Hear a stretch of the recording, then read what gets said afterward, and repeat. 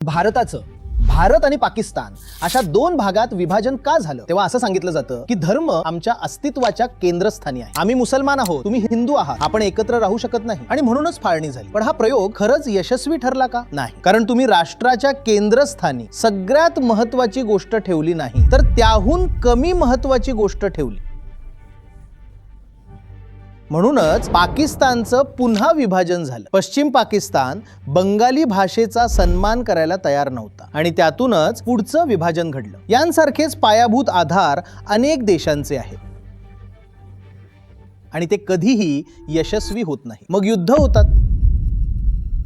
Balkan देशांकडे पहा, थोडासा वांशिक फरक, थोडासा भाषेचा फरक आणि विभाजन. युरोप किंवा मध्य आशियातील देशांकडे पहा, त्यांच्या अस्तित्वाच्या मूळशी काय आहे? काहीतरी अतिशय मूलभूत आहे का? नाही.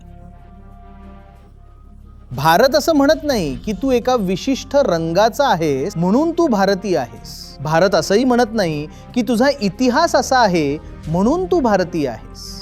जर तू आपल्या संविधानाशी स्वतःला जोडू शकत असशील, आपलं संविधान जणू काही आध्यात्मिक दस्तऐवजच आहे. संविधानाची प्रस्तावना, मूलभूत हक्क, राज्यांची मार्गदर्शक तत्वे, मूलभूत कर्तव्ये यावरच आपल्या राष्ट्रत्वाचा पाया उभा आहे. आणि म्हणूनच भारत एक राष्ट्र म्हणून आजपर्यंत टिकून राहिला आणि पुढेही टिकून राहील.